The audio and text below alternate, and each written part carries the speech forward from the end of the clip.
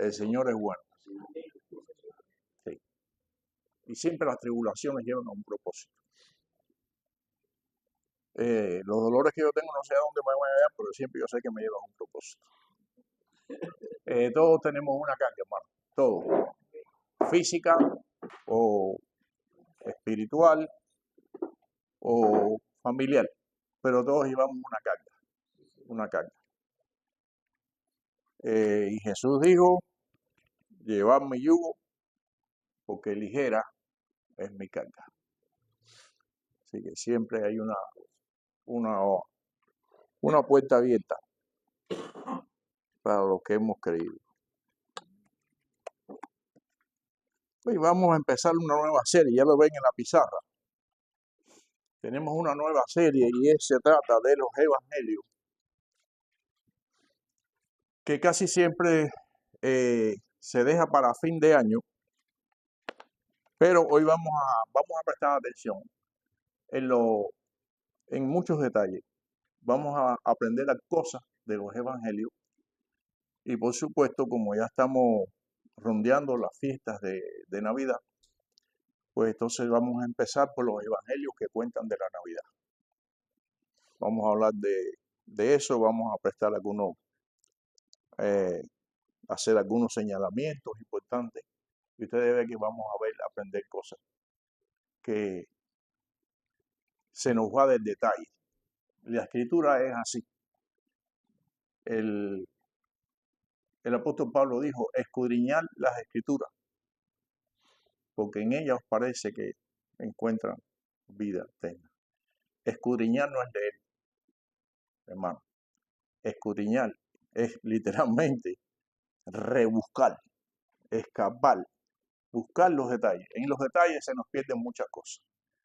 Y a eso es lo que vamos. Yo escogí Lucas porque ya habíamos hablado este domingo pasado, no, el otro más atrás, habíamos hablado del libro de Lucas y lo escogí para empezar por dos razones, porque ya habíamos mencionado algo del libro de Lucas y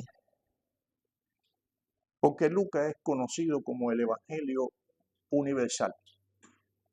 Vamos a ver por qué el Evangelio de Lucas es el universal.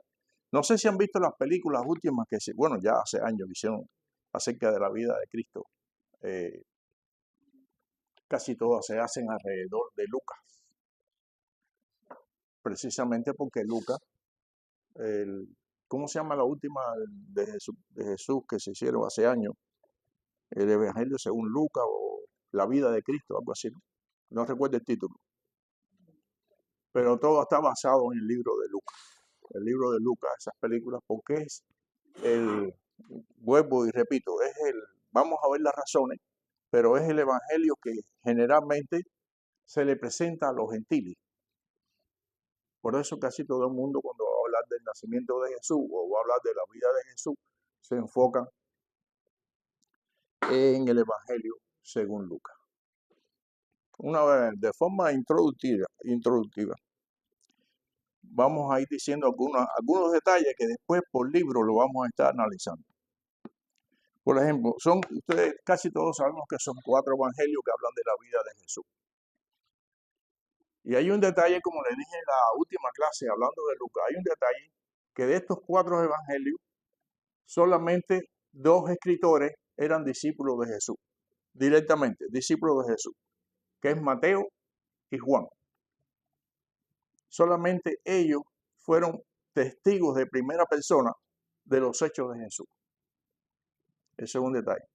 Marcos era discípulo de Pedro. Nunca conoció a Jesús en persona. Lo conoció en la manera de convertirse como todos nosotros, pero nunca en primera persona. Y Lucas era discípulo del apóstol Pablo. Le habíamos dicho en la otra clase pasada que Lucas era médico, escritor e investigador. Por eso él comienza el primer capítulo diciendo, por cuanto muchos han tratado de poner en orden estas cosas, a mí me ha parecido bien, y explica que a él le ha parecido bien, después de muchas investigaciones, poner el orden de todas las cosas. Lucas es el escritor de los evangelios más al detalle, hace muchos detalles. Y eso es lo que vamos a estar viendo. Otra de las cosas que me preguntan en las clases de los evangelios es por qué todos no dicen igual o todos no dicen las mismas cosas. Yo siempre pongo este ejemplo. Ahora estamos todos, por ejemplo, nos podemos reunir en el portal y en ese momento sucede un accidente cualquiera. No tiene que ser grave y no quiero que nadie muera. Pero hay un accidente y estamos todos nosotros ahí. Cuando le pregunten a ella cómo fue el accidente, ella va a tener su versión de lo que ella vio. Cuando le pregunten a él va a tener una visión parecida, pero él notó cosas que ella no notó. O estuvo en una posición que se dio cuenta de situaciones que no fueron. Eso ustedes lo van a encontrar en el Evangelio. Una misma narración del ciego aparece como de 3 versiones diferentes. O es posible que ella haya sanado a 3 ciegos.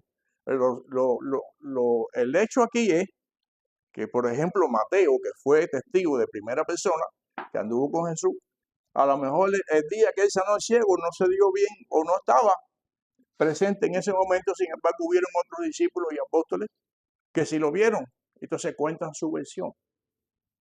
Ahora, el tema clave aquí es que nosotros tenemos que estar conscientes que la escritura no tiene errores. Que ella diga una versión de los hechos y él diga otra que se parecen, pero de otro punto de vista no contradice nada.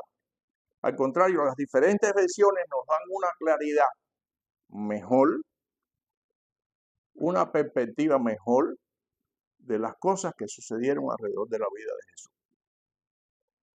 Y no hay contradicciones. Cuando usted lee Mateo, por ejemplo, la vamos a estar viendo la próxima semana, se va a dar cuenta que Mateo narra el nacimiento de Jesús desde el punto de vista de José, el papá. Y eso no lo va a encontrar en ninguna parte, solamente 2 evangelios hablan del nacimiento de Cristo, Mateo y Lucas.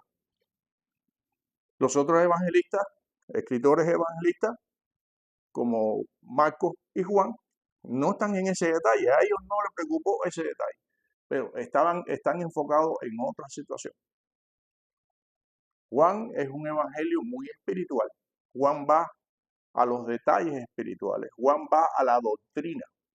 Ya directamente, cuando usted empieza a leer el evangelio de Juan, usted se va a dar cuenta que él se enfoca en la doctrina.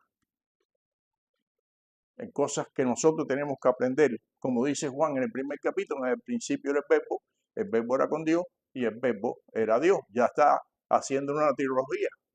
Está hablando de una deidad y hablando el principio de la Trinidad.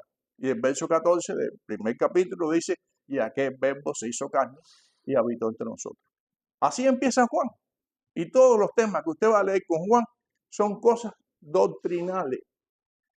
Él no es un cronolista o uno que hace crónica. Él no es la persona que hace crónica, detalle, pasó esto y pasó esto como Lucas. Él va al detalle.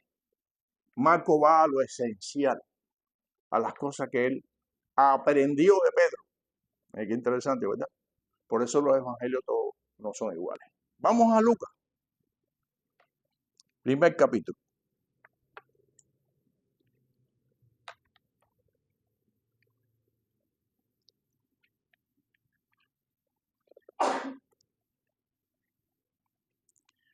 Lucas, como le dije la pasada clase, no el domingo, el otro más atrás, hace 15 días, Lucas se enfoca en el nacimiento de Juan. Hace una escritura, hace un recorrido, no lo vamos a hacer hoy porque ya lo hicimos, alrededor del nacimiento de Juan, porque para Lucas era importante llevar la cronología de los hechos. Primero se anuncia el nacimiento de Juan, y eso lo vimos hace 15 días, y después se anuncia el nacimiento de María. ¿Y por qué Lucas lo hace así? Porque ese fue el orden. Nace primero Juan, 6 meses después nace Jesús, y a él le interesa mucho escribir y dejar para la posteridad los detalles de cómo sucedieron las cosas. Él lo dice en el primer capítulo, verso 1. Cómo sucedió así. Ya Juan lo ha analizado. La visita de María a Elizabeth, su prima, todas esas cosas. Las profecías de Zacarías, y viene el nacimiento de Jesús. Lucas capítulo 2. En el orden cronológico, Lucas describe cómo los ángeles o cómo Gabriel habla del anuncio del nacimiento de Jesús. Fíjense, Lucas habla de Gabriel desde el punto de vista de María. Es el único evangelio que va a hablar de eso. Mateo no lo hizo así, pero Lucas habla el anuncio del nacimiento de Jesús desde el punto de vista de María. Nacimiento de Jesús. Aconteció en aquellos días que se promulgó un edicto de parte de Augusto César que todo el mundo fuese empadronado. Esto quiere decir que todo el mundo fuese censado. Está recogido en la historia. Hay un historiador famoso de la época de Jesús, romano, que se llama Flavio Josefo. Quizás ustedes hayan oído hablar de ese señor. Hacía historia. Y dice que de los escritos de Flavio Josefo, ¿verdad que habían cada nombre antes? ¿Verdad? Un poco difícil para nosotros entender. Flavio Josefo. Dice que era costumbre del Imperio Romano saber cuánta gente estaban bajo su dominio. Era muy organizado en ese aspecto. Saber cuánto tú tienes, cuánto viven aquí, cuánto viven allá, eso es importante. Aquí el detalle no es ese, que ellos hacían censo, siempre lo hacían. Aquí el detalle es que ustedes saben que en la época de Jesús el Imperio Romano tenía la mayor parte de Europa ocupada. Y dentro del Medio Oriente tenía ocupado también a Israel. Todos lo sabemos, en los tiempos de Jesús Israel estaba bajo dominio romano, y en la época, 30 años después, estaba un célebre personaje llamado Poncio Pilato, gobernador romano de la región. Ahora, ¿por qué este detalle? En el momento que se aproxima el nacimiento de Jesús, este señor, Augusto César, hace un edicto. ¿Y qué tiene que ver esto con el nacimiento de Jesús? Bueno, esto tiene que ver que todo lo que está escrito se va a cumplir. Todo lo escrito se va a cumplir. Todo lo que tenemos en la escritura se va a cumplir. Lo que ya se cumplió y lo que está por cumplir va a suceder. Ahora, el problema es que Dios usa cualquier situación para que se cumpla la escritura. Recuerden esto. Dios usa cualquier situación para el cumplimiento bíblico. No se los olvide. Bueno, este señor romano que no tiene nada que ver con la escritura ni con la Torá, bueno, en este caso es la Torá. El Nuevo Testamento no existía, recuerden, no pierdan ese detalle. El Nuevo Testamento no existía. Entonces, el señor César, Augusto César, dice que todo el mundo tiene que ser censado en su lugar de nacimiento, de donde tú perteneces. Si ahora hubiera un imperio, que lo va a ver pronto, el gobierno mundial está muy cerca, pero si ahora hubiera un gobierno mundial que dijera cada uno de nosotros tiene que ser censado en el lugar que nació. A mí no me gustaría eso, porque tendría que volver a Cuba. De aquí muchos tendríamos que volver a Cuba. ¿Y usted, hermana, a dónde tiene que volver? Sí. Y el hermano a Honduras. Ya aquí no, todos somos, ellos son los únicos extranjeros, los demás somos cubanos. Usted se imagina que tenga que volver a Honduras y ahí a Perú para hacer un censo. Bueno, eso le pasó a Jesús cuando estaba a punto de nacer. Este primer censo se hizo siendo Cirenio gobernador de Siria. Está hablando le está diciendo lo que estaba sucediendo en la época del nacimiento de Jesús. E iban todos para ser empadronados, registrados, cada uno a su ciudad.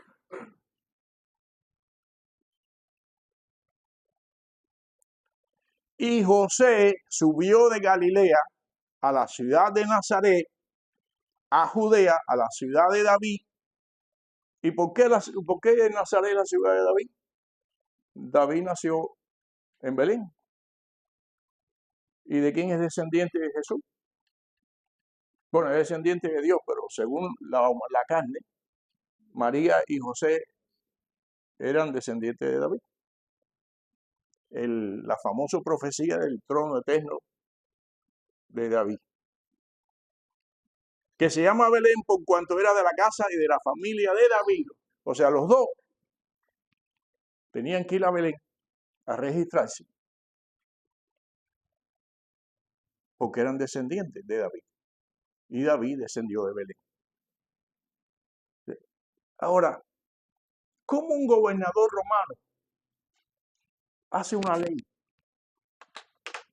que involucra a José y a María? ¿Usted sabe de dónde era originalmente Jesús? De Nazaret. Nazaret está al norte de Israel. Recuerden la frase, el nazareno. Recuerden esa frase, el nazareno. Porque él era de allá. Pero para que se cumpliese la escritura que dice, por ejemplo, mire, me busca aquí en Miqueas. Miren qué detalle este. Miqueas, verso 2. Pero tú, Belén Efrata, pequeña para estar entre las familias de Judá, de ti saldrá el que será Señor de Israel, y sus salidas son desde el principio y desde los días hasta la eternidad.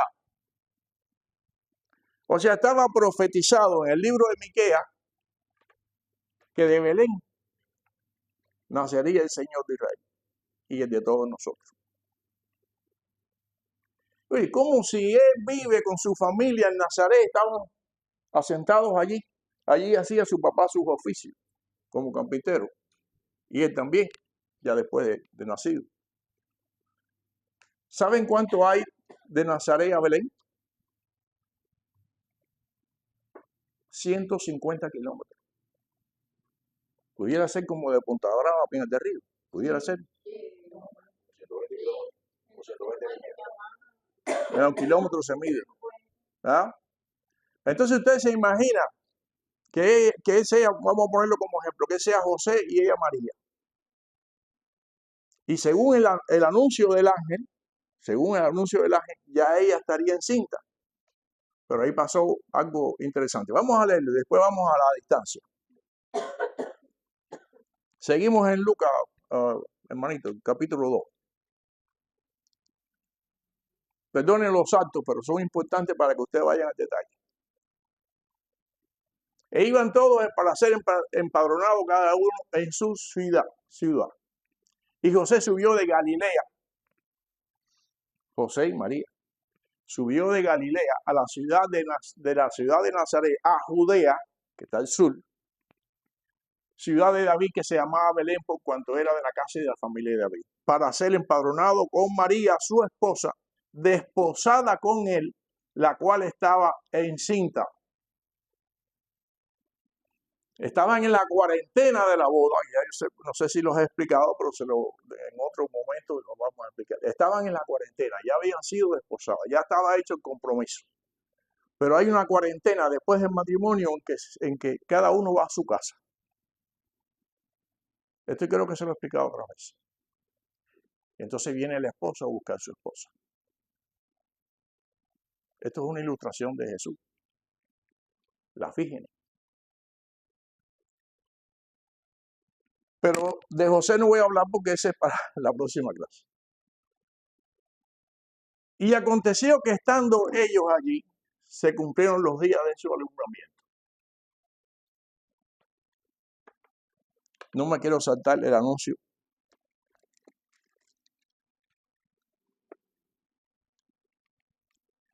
Que está en el 1.26. No lo quiero saltar porque, perdone que esté para aquí y para allá, pero yo quiero que ustedes se lleven todos los detalles. Al sexto mes, el ángel Gabriel fue enviado por Dios a la ciudad 1.26, a la ciudad de Galilea llamada Nazaret, a una virgen desposada. Ya estaba el compromiso.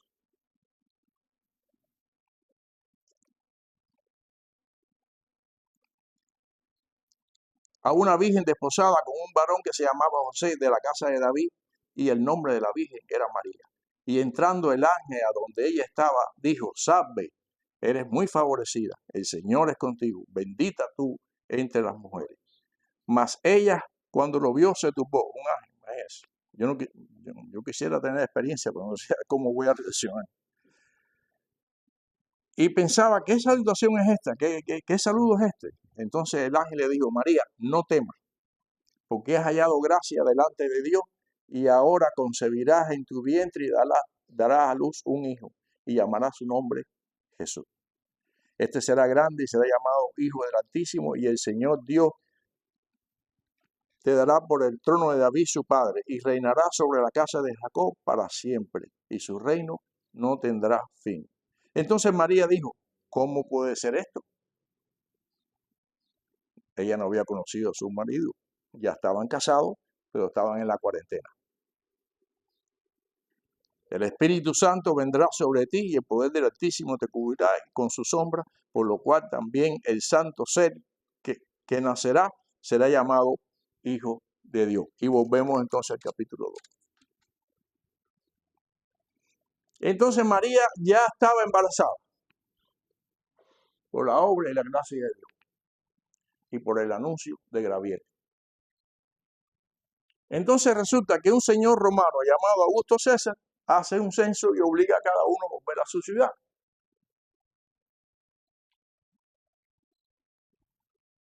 Y tuvieron que ir de Nazaret a Belén. Tú te imaginas que tú en Punta Bala acojas a tu esposa ya embarazada, la montes en un Lamborghini y te vayas para Pinar del Río para que ella pueda nacer allá donde estaba, dice la profecía. ¿Tú crees que tú puedas llevar a tu esposa 150 kilómetros en un Lamborghini para que dé a luz? ¿Era en un Lamborghini? ¿En qué era? En un burro. En un burro. Una señora embarazada, 150 kilómetros. La verdad que no sé cómo lo hizo. Milagro no parió en el camino. ¿Y saben por qué no parió en el camino? Bueno, mira, los que hemos sido del campo sabemos que el burro no brinca. El burro tiene un paso. No es como algunos caballos que tú vas arriba y vas brincando. El burro camina y lo que va arriba no se mueve. Yo no sé, los que hemos conocido de burro sabemos que es así. Pero de todas maneras, es una mujer embarazada con muchos meses y es un viaje de 150 kilómetros. Eso está duro. Yo no sé cuánto, no se sabe, son 150 kilómetros. Yo no sé cuánto duró. Pero pero miren las cosas de Dios. Cuando Dios tiene un propósito, hermano, en la escritura se va a cumplir. A nadie se le ocurriría con su esposa embarazada hacer un viaje de ese tipo en un burro. Nadie lo haría.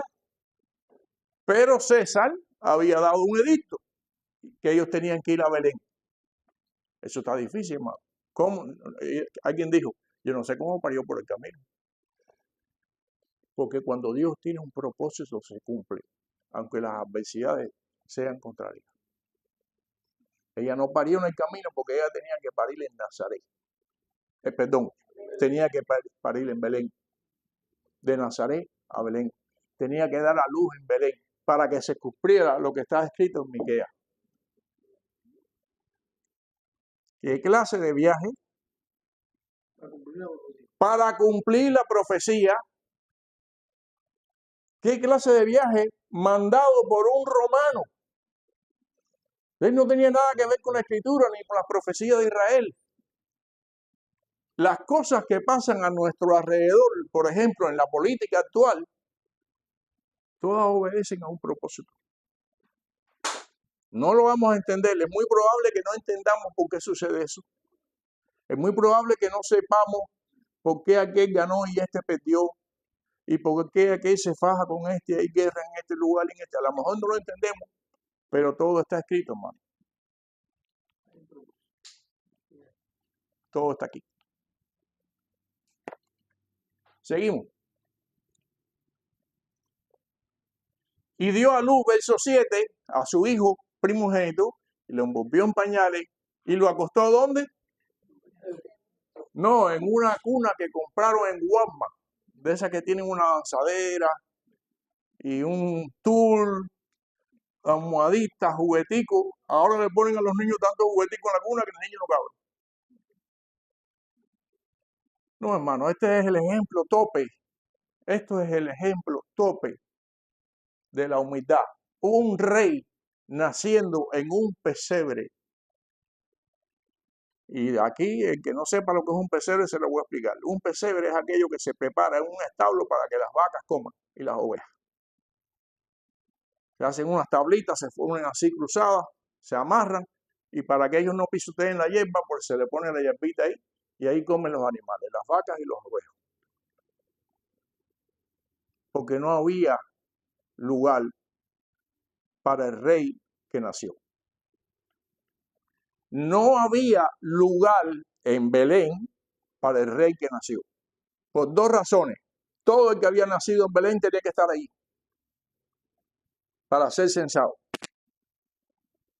Y cuando me imagino que María y José llegaron en aquel burrito a paso muy lento para que María no se estropeara, ya todos los hospedajes estaban cubiertos. Solo les quedó el establo. En un establo de animales, en una cueva, que es donde se usaba guardar los animales, ahí nació el rey.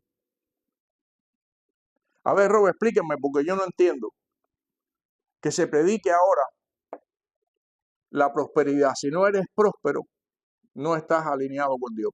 Explíqueme eso, a ver si yo lo entiendo.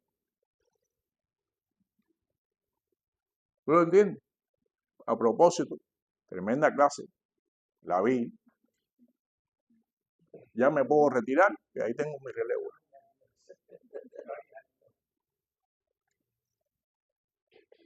Yo no entiendo cómo es que hay que ser próspero para estar alineado con Dios. Yo no lo entiendo. No sé si tú podrás explicarme. Bueno, tampoco. Para estar alineado con Dios no hay que ser próspero. En el sentido de la riqueza. Bueno, si el rey que regirá el mundo, que rige y regirá el mundo para siempre, nació en un establo de vacas y carneros. Hasta en eso ocurrió. Así que eso no tiene nada que ver con lo que se predica hoy en día. Porque entonces no es el Hijo de Dios porque nació en un establo. Miren, nosotros venimos de países pobres. En estos momentos de donde yo vengo, están más pobres que nunca en la historia. Están en la extrema pobreza. Pero yo no conozco a nadie que haya nacido en Cuba en un pesebre. ¿Usted conoce alguno? Y lo han tenido que acostar en el establo de las vacas o los carneros. Bueno, si es en Cuba no hubiera ni vaca ni carnero. Es posible que en el campo haya nacido. Es posible que en el campo nacen en su casa. Nacen en su casa, pero yo no conozco a nadie que haya nacido en un establo. Sí, es posible. Ejemplo extremo de humildad. Hubo alguien que le dijo a Jesús, maestro, déjame seguirte. ¿Cuál fue la respuesta, Robert? Las aves tienen sus nidos y las zorras sus cuevas, pero el Hijo del Hombre. Pero ¿dónde está el evangelio próspero? Yo no entiendo eso. La verdad que yo quisiera entenderlo. El evangelio próspero no lo entiendo. Porque él hizo ejemplo en sí la situación más humilde de la tierra. Más humilde de la tierra. El evangelio próspero se va más bien a... Esa es la pregunta que... Sí, a ver. A ver. El evangelio próspero se va más bien a que la escritura dice que el Señor es el dueño del oro y de la plata. ¿Y? Tu padre que es rey es dueño de la plata. ¿Y entonces por qué nosotros no tenemos almacenes llenos de oro y plata?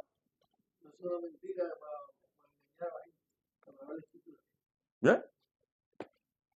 A ver. María tuvo que hacerlo después. Sí, claro. Sí. Y uno de ellos fue discípulo de Jesús, de su propio hermano. O sea, Creo que es dos hermanos de Jesús. dos, sí, pero no estoy, el nombre no. Sí. ¿Y el otro? Jacobo No me y- acuerdo el nombre. Son dos. Después te lo busco. Búscalo. son dos Hermano de Jesús. Dice hermano de Jesús. Sí. Sí, tuvo más hijos. Exacto. Entonces lo acuesta en un pesebre porque no había lugar para ellos en el mesón, en el lugar de hospedaje. Había entonces pastores en la misma región que velaban y guardaban la vigilia de la noche sobre su rebaño. Y presten atención. Habían pastores en esa región vigilando sus ovejas. Y aquí se le presentó un ángel del Señor y la gloria del Señor los rodeó de resplandor y tuvieron gran temor. Pero el ángel les dijo, no teman, porque aquí os doy nuevas de gran gozo, que será para todo el pueblo, que os ha nacido hoy en la ciudad de David un Salvador que es el Cristo, el Señor. Y esto servirá como señal. Hallaréis al niño envuelto en un pañal, acostado, ¿dónde?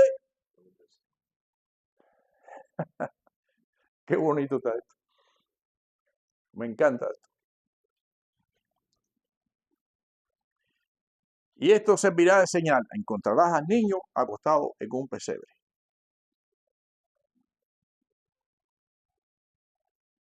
Y de repente apareció un ángel y una gran multitud de huestes celestiales que alababan a Dios y decían, gloria a Dios en las alturas y en la tierra paz y buena voluntad para con los hombres. ¿Por qué?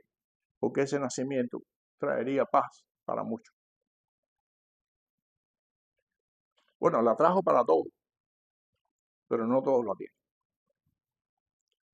Sucedió que cuando los ángeles se fueron de ellos al cielo, los pastores dijeron unos a otros, pasemos pues a Belén y veamos esto que ha sucedido y que el Señor nos ha manifestado. Vinieron pues apresuradamente y hallaron a María y a José y al niño acostado en un pesebre. Y al verlo dieron a conocer las cosas que habían dicho acerca del niño. Y todos los que lo oyeron se quedaron maravillados de lo que los pastores habían visto. Aquí voy a hacer una entre comillas, muy rápido, porque ya estamos terminando. ¿Qué estaban haciendo los pastores cerca de aquel lugar?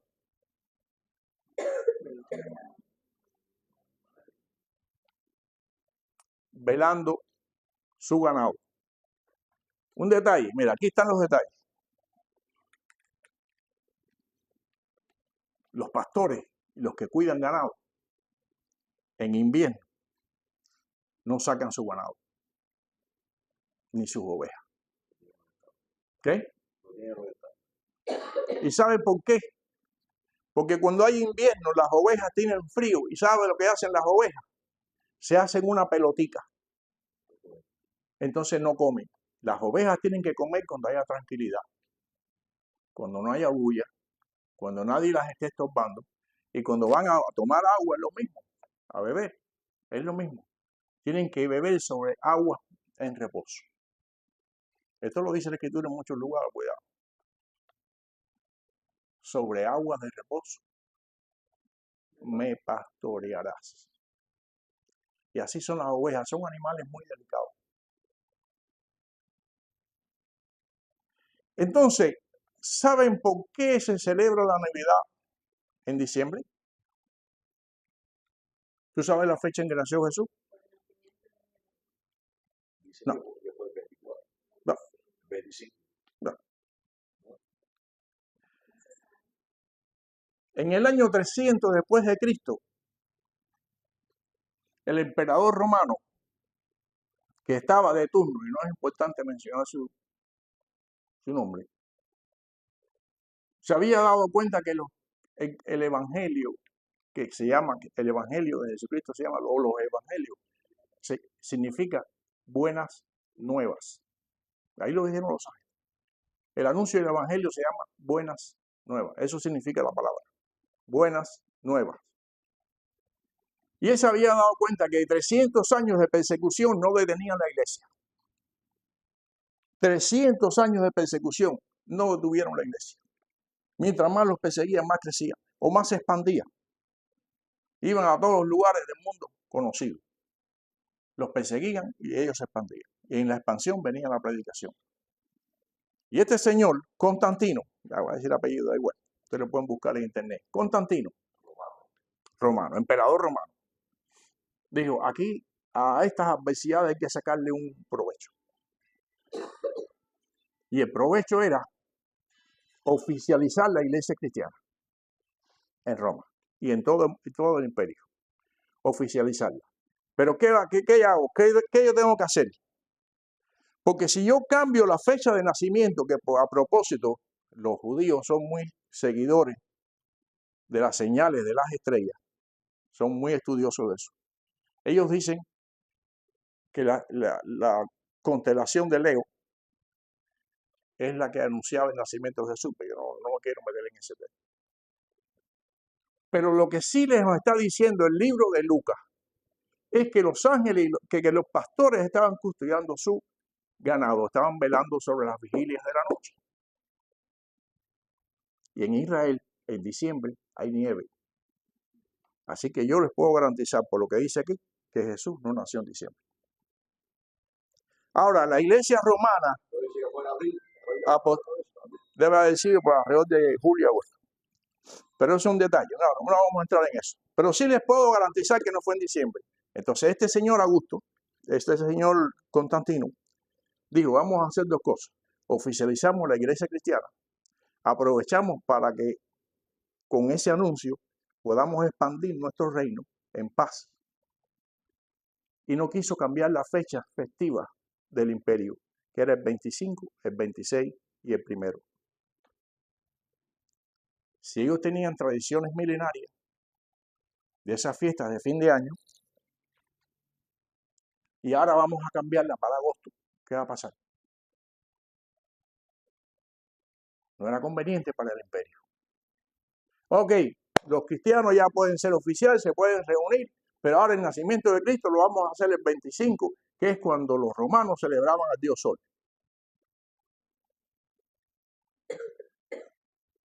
No sabemos la fecha exacta o el día. No lo sabemos, ni siquiera está recogido en los escritos hebreos. Solamente el signo. Pero en diciembre no nació Jesús. Ahora, ¿qué vamos a hacer nosotros? Entonces es una tradición romana. Una tradición romana. ¿Qué vamos a hacer? Si todo el mundo está celebrando la Navidad, no, yo no lo voy a celebrar, pues él no nació en Navidad. ¿Cuándo nació? El caso es que el niño nació, y el caso es que ese niño que nació tenemos que celebrarlo un día. Da lo mismo de diciembre. Da lo mismo. Pero si todo el mundo está celebrando el nacimiento de Jesús en diciembre, nosotros, no, yo no. Ahora, ¿es importante la fecha? Importante. No es importante. Lo importante es que los ángeles anunciaron que Jesús nació en Belén para la salvación de todos nosotros, para la paz de todos nosotros. Yo no tenía planes de extenderme, pero se me fue. Que el Señor les bendiga. No, es que ese año de la zona, es como